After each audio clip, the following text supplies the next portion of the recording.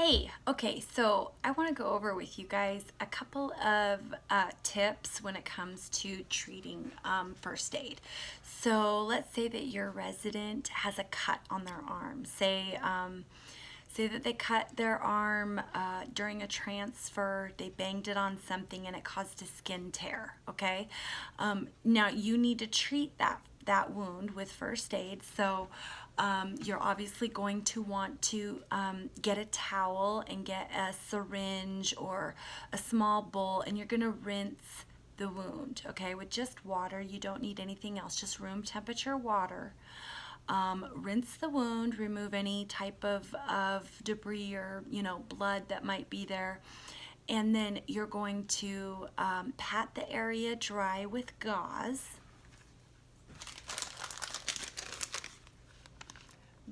sponges. Okay, that's what this is for.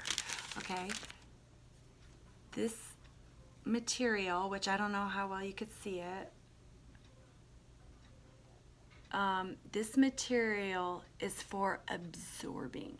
Okay, so you're going to use this for cleanup of wounds.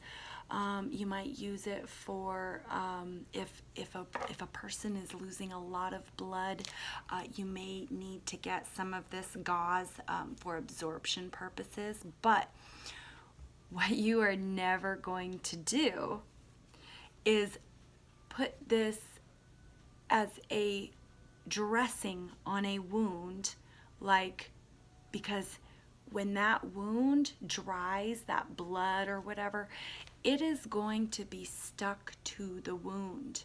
Okay, this stuff sticks to everything. You do not want to use this as to put it in contact with the wound, at least not for a length of time. If you're just dabbing to clean the blood or the water, that's okay. But you do not want to push this and then like band-aid over it. This is the worst thing that you could put there, because it absorbs, it will suck everything from the wound, and then it will dry up and stick to it. So no gauze on the wound. Now, there's different types of gauze, okay? You have woven gauze, which is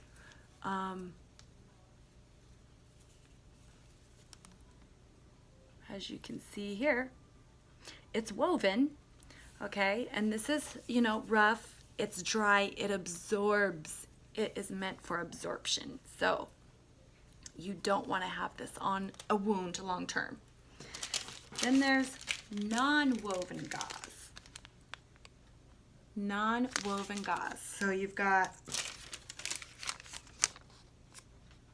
woven gauze, non-woven gauze. I'm going to show you the difference. You just saw the woven.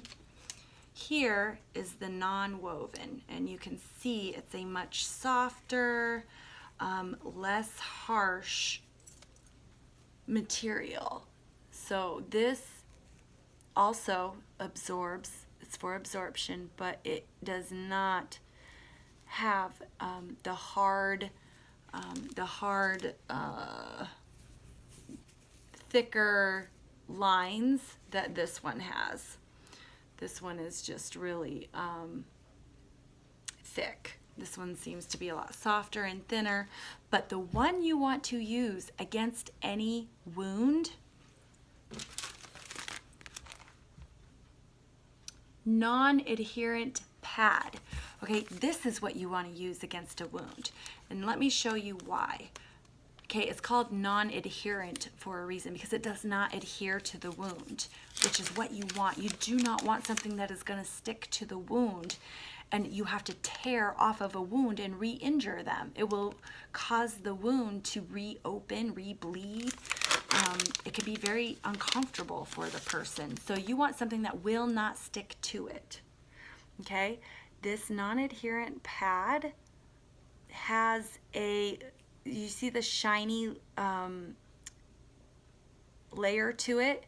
It has a clear covering that keeps it from sticking to things, okay? So this is the best thing to put on a wound. Okay, now you can put this on the wound, and then you can add gauze. Like if you think that this, okay, it's bleeding pretty good, so it's gonna absorb through this pretty quickly. Well, then now we can add the gauze on top of that, so it's not in contact with the wound, but it can pick up the excess discharge or blood that is coming from the wound. And then once you do this, let me try it on this hand, then you can use medical tape, ace bandage, any type of adherent wrap to go around it and hold it there, okay? But you always have this as your first layer against the skin, okay? Yourself, your children, your resident will thank you. I have a ton of these, tons of these in the wound bins. So make sure this is what you grab, okay? It is the same clear film that is over most Band-Aid absorption spots, you know, the little piece that absorbs on the Band-Aid. It's typically made out of this, or it has this film over it to keep the Band-Aid from sticking to the wound. Only the edges of the Band-Aid are what sticks because it's going to hold it in place. But that is why you use this. So please pay attention to what you are putting on a wound. Also, speaking of paying attention, okay, just to be clear, ace bandages are not for open wounds, okay? These are for wrapping something to hold it in place. You know, an arm that's hurt that needs to be wrapped to hold it to something so that it doesn't move, or to offer extra support. A sprained ankle could be wrapped in an ace bandage because it doesn't have an open wound, and it's just offering additional support to the joint. So that's something that you would use this for. This sticky wrap, that's great stuff to put over. Maybe you have a wound and you need to apply pressure to it. You would put the wound covering, and then you could wrap this around to, because this is disposable, you don't reuse this type. These you can reuse, this you don't. But so that would be more recommended for wrapping around a wound that is covered. Cover it. You don't cover a wound with this. This is to hold the dressing in place. Anyways, the other thing you need to pay attention to in those drawers is the alcohol prep pads, okay?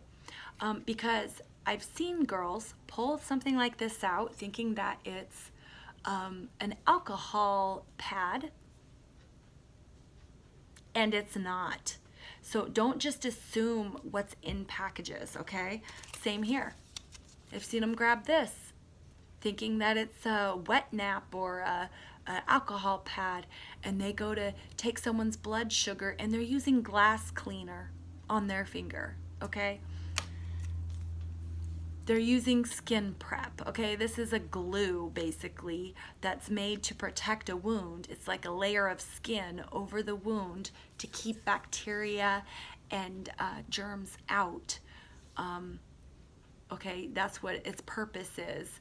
But someone will grab this and rub it on someone's finger before they take their blood sugar.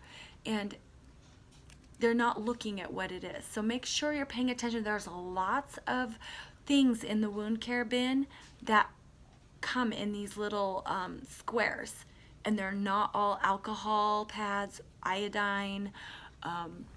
There's iodine pads. There's what do you call it? The stuff that doesn't sting. The other wound cleaner. And then some of them, like I said, are alcohol pads. So pay attention to what you're grabbing and make sure you're grabbing the correct thing. All right? You'll also find that there's a lot of these in there. These are all sorts of different types of dressings for like pressure sores and stuff.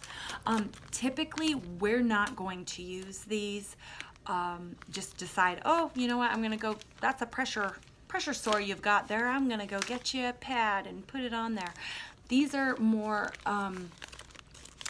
extras that I have on hand in case a nurse directs us or a nurse needs one for one of the residents when they come to check on them. But this is not something that we just decide to use ourselves. We need to be instructed to use them. So don't just grab these and put them on people.